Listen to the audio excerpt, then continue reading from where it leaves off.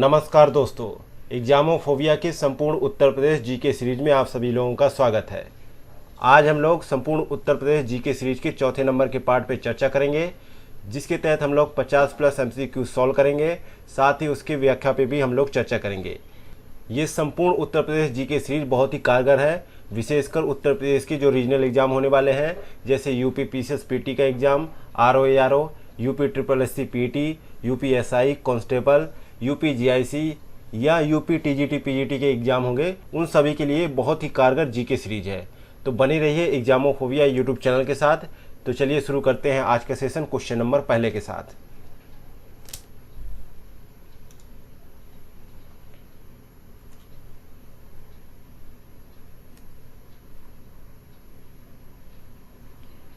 Question number पहला है, प्राचीन कालीन अहिच्छद्र वर्तमान में उत्तर प्रदेश के किस जनपद में स्थित है?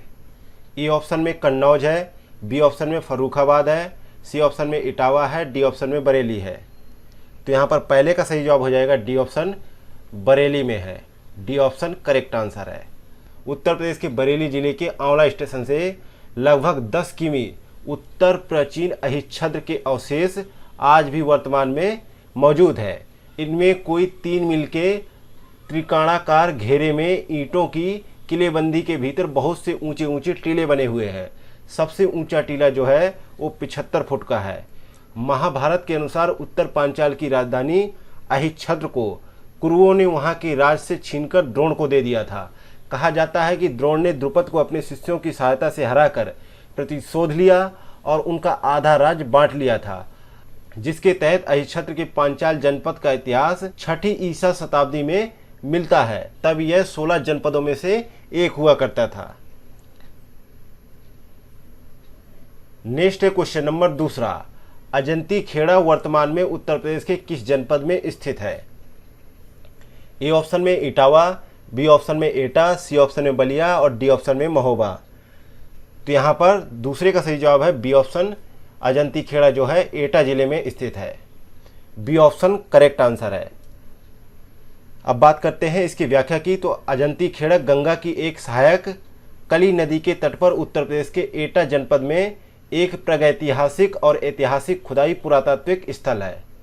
तो एक जो है प्रागैतिहासिक और ऐतिहासिक खुदाई पुरातात्विक स्थल है अजंती खेड़ा। तो यहाँ पर बी ऑप्शन सही जवाब हो जाएगा, क्योंकि एटा जिले में ये स्थित है। आगे बढ़ते हैं, देखते क्वेश्चन नंबर तीसरा, महाजनपद काल में अयोध्या किस महाजनपद का भाग था? अयोध्या किस महाजनपद का भाग था? तो यहाँ पर तीसरे का सही जवाब होगा बी ऑप्शन, कौशल का भाग था। कौशल महाजनपद का भाग हुआ करता था अयोध्या। अब बात करते हैं इसकी व्याख्या की। तो अयोध्या के बारे में थोड़ा और विस्तार से जान लेते हैं। तो उत्तरी भारत का प्रसिद्ध महाजनपद कौशल, जिसकी राजधानी विश्रुत नगरी अयोध्या थी, जिसमें उत्तर प्रदेश की फैजाबाद जिला, गोंडा और बहराइच के क्षेत्र शामिल हुआ करते थे। इन जनपद की सीमाएं पूर्व में सदानीर नदी, जिसे अभी गंडक नदी कहते हैं, पश्चिम में पांचाल, सर्पिका, स्कंदिका नदी, दक्षिण और उत्तर में नेपाल की तलपटी थी।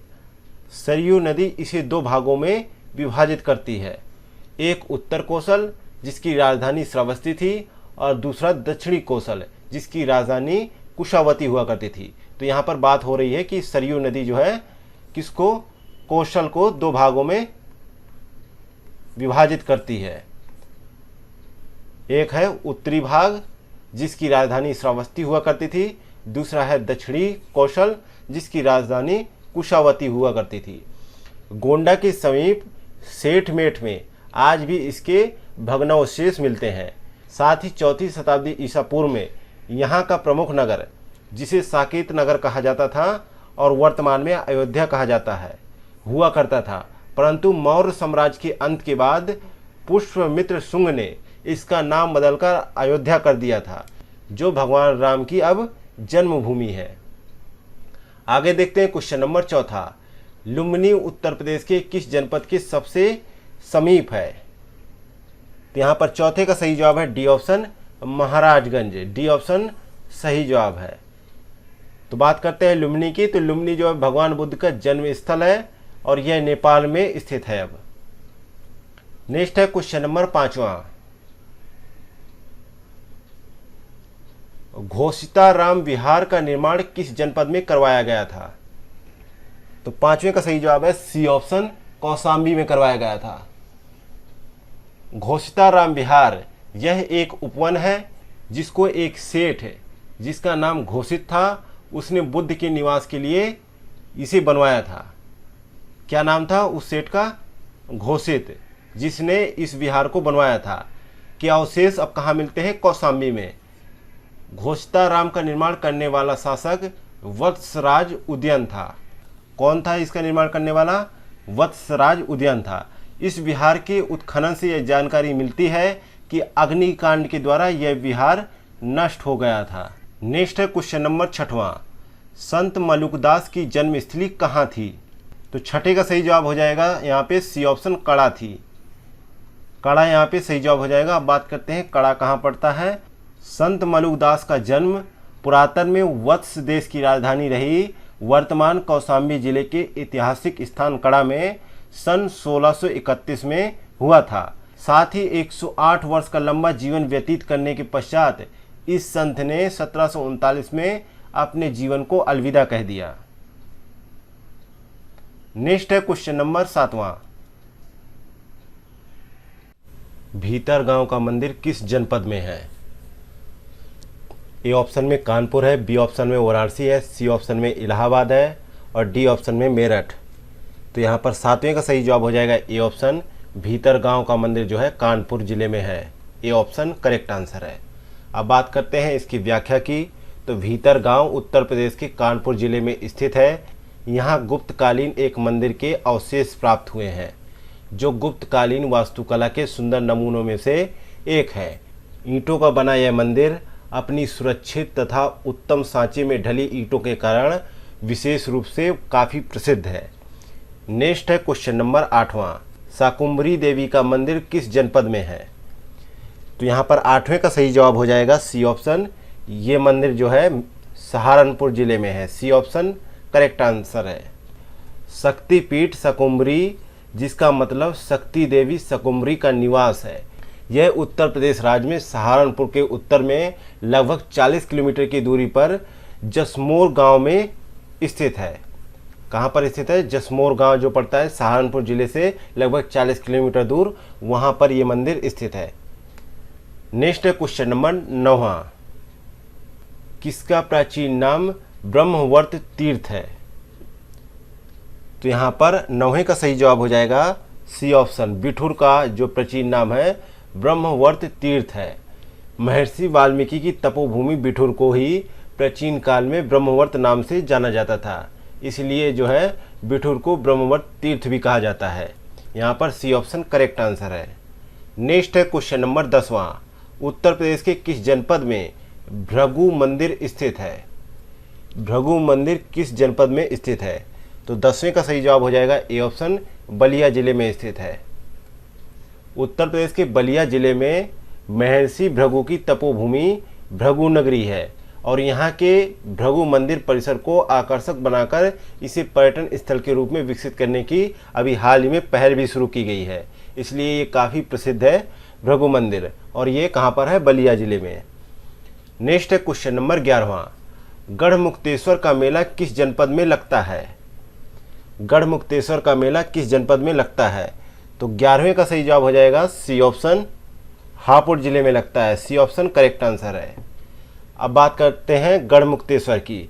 तो गढ़मुक्तेश्वर उत्तर प्रदेश राज्य के हापुड़ जिले में स्थित एक नगर व इसी नाम की तहसील का मुख्यालय है। गंगा नदी के किनारे बसा यह शहर गढ़वाल राजाओं की राजधानी था, लेकिन बाद में इस पर पृथ्वीराज चौहान का अधिकार हो गया। भागवत पुराण व महाभारत के अनुसार ये कुरु की राजधानी हस्तिनापुर का एक भाग था। यहाँ कार्तिक पूर्णिमा के अवसर पर लगने वाला गंगा स्नान पर्व उत्तर भारत का सबसे बड़ा मेला माना जाता है, इसलिए ये गढ़मुक्तेश्वर का मेला हापुड़ जिले में काफ़ी प्रसिद्ध है। सी ऑप्शन यहाँ पे सही जवाब हो जाएगा। नेक्स्ट है क्वेश्चन नंबर 12वां, गोस्वामी तुलसीदास का जन्म राज्य के किस जनपद में हुआ था? तो यहाँ पर 12वें का सही जवाब क्या होगा? तो यहाँ पर 12वें का सही जवाब हो जाएगा ए ऑप्शन। कहाँ पर हुआ था? बांदा जिले में हुआ था। गोस्वामी तुलसीदास का जन्म बांदा जिले के एक छोटे से प्रांत राजापुर में हुआ था। वर्तमान में ये प्रांत जो है चित्रकूट के अंतर्गत आता है। तो यहाँ पर ए ऑप्शन सही जवाब हो जाएगा। नेक्स्ट क्वेश्चन नंबर 13वां, वराह भगवान का ऐतिहासिक मंदिर कहाँ है? तो यहाँ पर 13वें का सही जवाब हो जाएगा ए ऑप्शन। वराह भगवान का ऐतिहासिक मंदिर जो है सोरो में है। ए ऑप्शन सही जवाब हो जाएगा। अब बात करते हैं ये सोरो कहाँ पड़ता है। तो सोरो जो है उत्तर प्रदेश राज्य के कासगंज जिले में स्थित एक नगर है। यह गंगा नदी के समीप स्थित एक तीर्थ स्थल है। यह भूमि भगवान विष्णु के तृतीय अवतार भगवान वराह की मोक्ष भूमि एवं श्री रामचरितमानस के रचनाकार महाकवि गोस्वामी तुलसीदास जी तथा अष्टछाप के कवि नंददास जी की जन्मभूमि भी है। नेक्स्ट क्वेश्चन नंबर 14 है, संकिसा वर्तमान में किस जनपद में स्थित है? संकिसा वर्तमान में किस जनपद में स्थित है? तो यहाँ पर 14 का सही जवाब होगा डी ऑप्शन, फर्रुखाबाद जिले में स्थित है। डी ऑप्शन करेक्ट आंसर है। ये फर्रुखाबाद जिले के पखना रेलवे स्टेशन से 7 मील दूर काली नदी के तट पर बौद्ध धर्म स्थान है। इसका प्राचीन नाम संकास है। कहा जाता है कि भगवान बुद्ध स्वर्ग से उतरकर यहीं पर आए थे, इसलिए ये स्थान बहुत ही प्रसिद्ध है फर्रुखाबाद में। यहाँ पर डी ऑप्शन करेक्ट आंसर हो जाएगा। नेक्स्ट क्वेश्चन नंबर 15 है, ऋषियों की तपस्थली नैमिषारण्य कहाँ स्थित है? तो यहाँ पर 15 का सही जवाब क्या होगा? डी ऑप्शन सीतापुर जिले में स्थित है। डी ऑप्शन सही जवाब है। बात करते हैं इसकी व्याख्या की। तो उत्तर प्रदेश के जिला सीतापुर में विद्यमान नैमिषारण्य तीर्थ हिंदू मान्यताओं में प्रमुख स्थान रखता है। अनेक वर्षों से कई ऋषि मुनि इस स्थान पर तप करने के लिए आते रहे हैं। साथ ही कहा जाता है यह यहाँ की प्रसिद्धि है कि यहाँ की वायुमंडल में प्रवेश करते ही मनुष्य का तन व मन दोनों पवित्र हो जाते हैं। आगे बढ़ते हैं, देखते हैं क्वेश्चन नंबर 16 है, पद्मावती सती मंदिर किस जनपद में स्थित है? पद्मावती सती मंदिर किस जिले में स्थित है? तो 16 का सही जवाब हो जाएगा ए ऑप्शन, कन्नौज जिले में स्थित है। ए ऑप्शन सही जवाब है। आगे बढ़े, देखते हैं क्वेश्चन नंबर 17 है, सैयद सलार व मसूद गाजी की दरगाह कहाँ स्थित है? तो 17 का सही जवाब है बी ऑप्शन, बहराइच जिले में स्थित है। बी ऑप्शन करेक्ट आंसर है। सैयद सलार मसूद गाजी या गाजी मियाँ अर्ध पौराणिक गजनवी सेना के मुखिया थे, जिसे सुल्तान महमूद का भांजा कहा जाता है। 12वीं शताब्दी तक सलार मसूद एक संत के रूप में प्रतिष्ठित थे और भारत के उत्तर प्रदेश के बहराइच में उनकी दरगाह तीर्थ यात्रा का स्थान बन गई थी। तो उनकी दरगाह कहाँ है? बहराइच जिले में। बी ऑप्शन करेक्ट आंसर है। नेक्स्ट है क्वेश्चन नंबर 18 है, अक्षय वृक्ष उत्तर प्रदेश के किस जनपद में स्थित है? बात हो रही है अक्षय वृक्ष की। तो 18 का सही जवाब क्या है? ए ऑप्शन, इलाहाबाद जिले में है और आपके प्रयागराज में। बात करते हैं अक्षय वट की। अक्षय वट प्रयाग में त्रिवेणी के तट पर आज भी अवस्थित कहा जाता है। हिंदुओं के अलावा जैन और बौद्ध भी इसे पवित्र मानते हैं। कहा जाता है कि बुद्ध ने कैलाश पर्वत के निकट प्रयाग के अक्षय वट का एक बीज बोया था। पुराणों में इसका वर्णन किया गया है कि अल्पांत या प्रलय में जब समस्त पृथ्वी जल में डूब जाती है, उस समय भी वट का एक वृक्ष बच जाता है। इसीलिए अक्षय वट कहलाने वाले इस वृक्ष के एक पत्ते पर ईश्वर बाल रूप में विद्यमान रहकर सृष्टि के अनादि रहस्य का अवलोकन कर रहे हैं। अक्षय वट का साक्ष्य कालिदास के रघुवंश तथा चीनी यात्री वेनसांग की यात्रा के विवरण में मिलता है।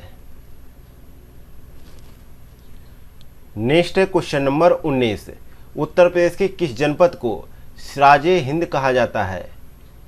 उत्तर प्रदेश के किस जनपद को सिराजे हिंद कहा जाता है? तो 19 का सही जवाब है डी ऑप्शन, जौनपुर को कहा जाता है। बात करते हैं इसकी व्याख्या की। तो जौनपुर का इतिहास बहुत ही स्वर्णिम रहा है।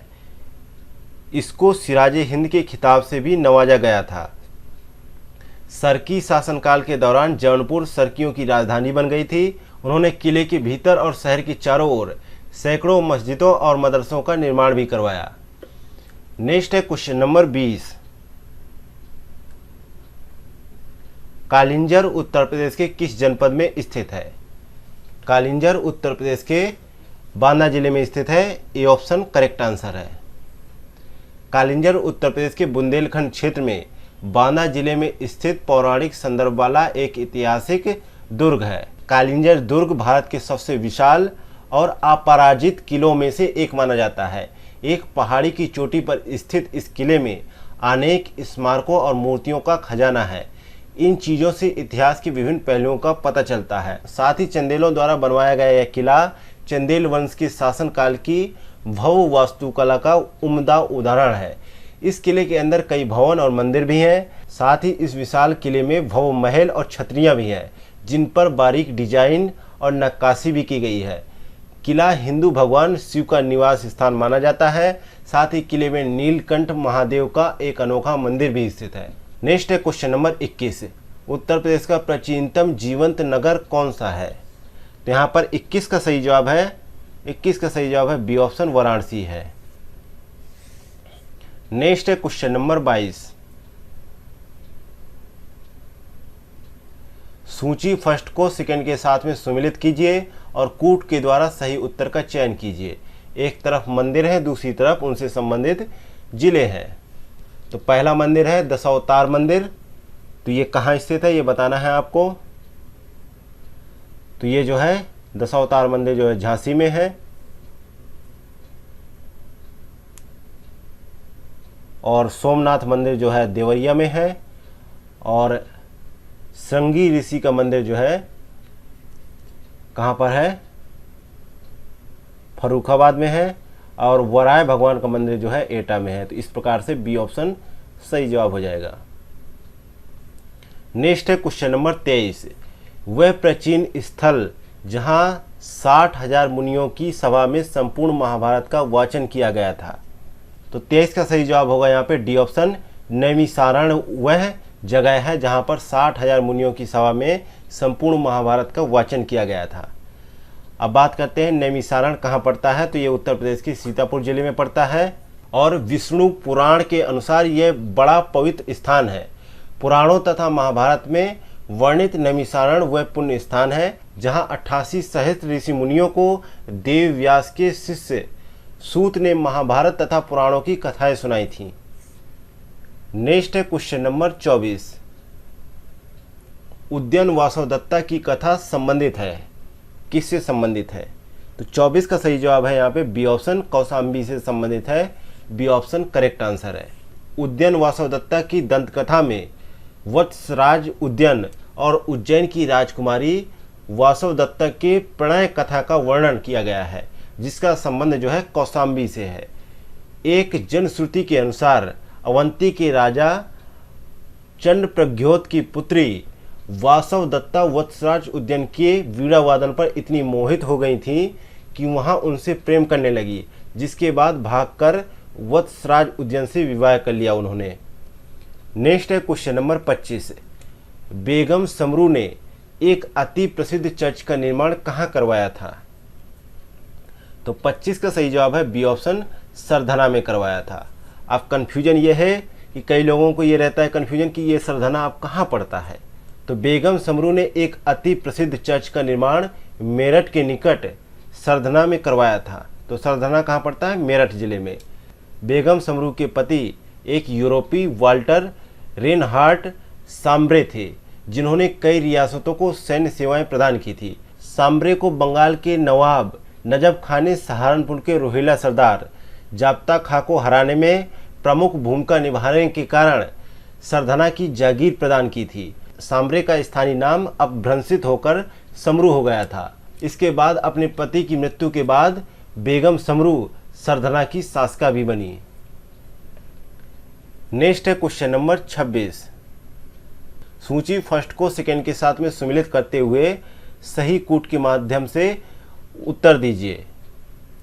तो पहला है कौशाम्बी, दूसरा है कुशीनगर, तीसरा है सारनाथ और चौथा है श्रावस्ती। तो इन जगह पे कौन सी स्तूप या मठ स्थित है, इनका मिलान करना है। तो 26 को देखते हैं। तो कौशाम्बी में जो है घोषिताराम मठ है और कुशीनगर में जो है राम भरत स्तूप है और सारनाथ में जो है धम्मेक स्तूप है और श्रावस्ती में जो है सहित महेत है। तो इस प्रकार से यहाँ पे सी ऑप्शन सही जवाब हो जाएगा। नेक्स्ट है क्वेश्चन नंबर 27। निम्न में से कौन सुमिलित नहीं है? तो 27 में 88,000 ऋषियों की तपस्थली संकिसा है, ये जो है सुमिलित नहीं है। तो यहाँ पर डी ऑप्शन सही हो जाएगा कि 88,000 ऋषियों की तपस्थली संकिसा नहीं है। कौन है? उत्तर प्रदेश की राजधानी लखनऊ के समीप जनपद सीतापुर में प्रसिद्ध गोमती नदी के तट पर स्थित है। यह 88,000 ऋषियों की तपस्थली होने के कारण तपोभूमि के नाम से विख्यात है। नेक्स्ट है क्वेश्चन नंबर 28। उत्तर प्रदेश में चक्र तीर्थ एवं व्यास गद्दी कहाँ है? तो 28 का सही जवाब है डी ऑप्शन, नैमिषारण में है। नैमिषारण सीतापुर स्टेशन से लगभग 1 मील की दूरी पर ही चक्र तीर्थ स्थित है। यहाँ चक्र तीर्थ, व्यास गद्दी, मनु शतरूपा तपोभूमि और हनुमानगढ़ी प्रमुख दर्शनीय स्थल हैं। नेक्स्ट है क्वेश्चन नंबर 29। उत्तर प्रदेश के किस जनपद को तीर्थराज की संज्ञा दी गई है? तीर्थराज की संज्ञा किस जनपद को दी गई है? तो यहाँ पर 29 का सही जवाब क्या है? डी ऑप्शन, इलाहाबाद को, आपके प्रयागराज को। प्रयागराज भारत के सबसे पुराने शहरों में से एक है। यह प्राचीन ग्रंथों में प्रयाग या तीर्थराज के नाम से जाना जाता था और इसे भारत के सबसे पवित्र तीर्थ स्थल के रूप में माना जाता है। यह 3 नदियों गंगा, यमुना और जो अब अदृश्य हो चुकी सरस्वती नदी के संगम का पवित्र स्थान है। नेक्स्ट है क्वेश्चन नंबर 30।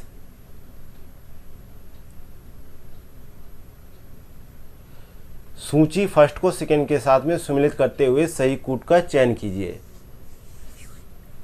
तो यहाँ पर 30 को देखते हैं। पिशाच मोचन की बात करें तो वाराणसी में है, रंग महल की बात करें तो कालपी में है और आलमगीरपुर की बात करें तो मेरठ में है और हन की बात करें तो अयोध्या में है। इस प्रकार से डी ऑप्शन यहाँ पे सही जवाब हो जाएगा। नेक्स्ट है क्वेश्चन नंबर 31। ब्रह्म सारणी किस स्थान का मूल स्थान है?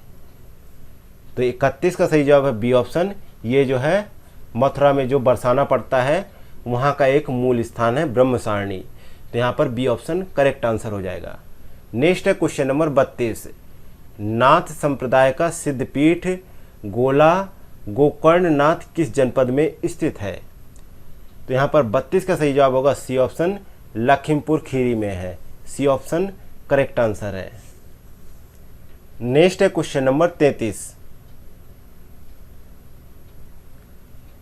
विंध्यवासिनी देवी का प्रसिद्ध मंदिर किस जनपद में स्थित है? तो 33 का सही जवाब होगा यहाँ पे सी ऑप्शन, मिर्जापुर में स्थित है। नेक्स्ट है क्वेश्चन नंबर 34। प्राचीन ब्रह्मवर्त तीर्थ स्थान वर्तमान में कहाँ अवस्थित है? तो 34 का सही जवाब हो जाएगा यहाँ पे ए ऑप्शन, बिठूर में स्थित है। नेक्स्ट है क्वेश्चन नंबर 35। जैनियों का काशी किसे कहा जाता है? तो 35 का सही जवाब है डी ऑप्शन, हस्तिनापुर को जो है जैनियों का काशी कहा जाता है। यहाँ पर डी ऑप्शन करेक्ट आंसर है। नेक्स्ट है क्वेश्चन नंबर 36। शुक्रताल किस जनपद में स्थित है? शुक्रताल किस जनपद में स्थित है? तो 36 का सही जवाब है बी ऑप्शन, मुजफ्फरनगर में स्थित है। अब बात करते हैं इसकी व्याख्या की। तो शुक्रताल प्राचीन पवित्र तीर्थ स्थल है। यह मुजफ्फरनगर के समीप स्थित है। यहाँ संस्कृत महाविद्यालय है। यह स्थान हिंदुओं का प्रसिद्ध धार्मिक स्थल माना जाता है। नेक्स्ट है क्वेश्चन नंबर 37। पाटेश्वरी देवी का प्रसिद्ध मंदिर कहाँ स्थित है? पाटेश्वरी देवी का प्रसिद्ध मंदिर कहाँ स्थित है? तो 37 का सही जवाब होगा ए ऑप्शन, बलरामपुर में स्थित है। ए ऑप्शन करेक्ट आंसर है। नेक्स्ट है क्वेश्चन नंबर 38। जयचंद का किला कहाँ स्थित है? तो 38 का सही जवाब होगा जयचंद का किला जो है कन्नौज में स्थित है। सी ऑप्शन करेक्ट आंसर है। नेक्स्ट है क्वेश्चन नंबर 39। सूची फर्स्ट को सेकंड के साथ में सम्मिलित कीजिए और कूट की सहायता से उत्तर दीजिए। एक तरफ प्रसिद्ध स्थल है और दूसरी तरफ उनसे संबंधित जिले या जगह है। तो बात करते हैं अब साहजी मंदिर की। तो साहजी का मंदिर कहाँ है? वृंदावन में। और बी ऑप्शन है हुलास खेड़ा। तो बात करते हैं हुलास खेड़ा की, तो यह है लखनऊ में। और तीसरा है राजघाट। तो राजघाट कहाँ है? वाराणसी में। और चौथा है लाल दरवाजा, तो यह है जौनपुर में। तो इस प्रकार से सही जवाब हो जाएगा बी ऑप्शन। नेक्स्ट है क्वेश्चन नंबर 40।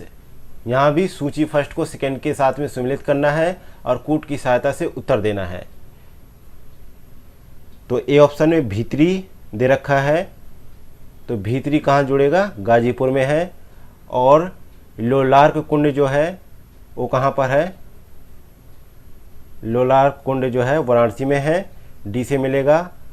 और मणि पर्वत की बात करें तो मणि पर्वत जो है अयोध्या में है। और पंचमहल जो है फतेहपुर सीकरी में है। तो इस प्रकार से यहाँ पे डी ऑप्शन सही जवाब हो जाएगा। आगे बढ़ते हैं, देखते हैं क्वेश्चन नंबर 41।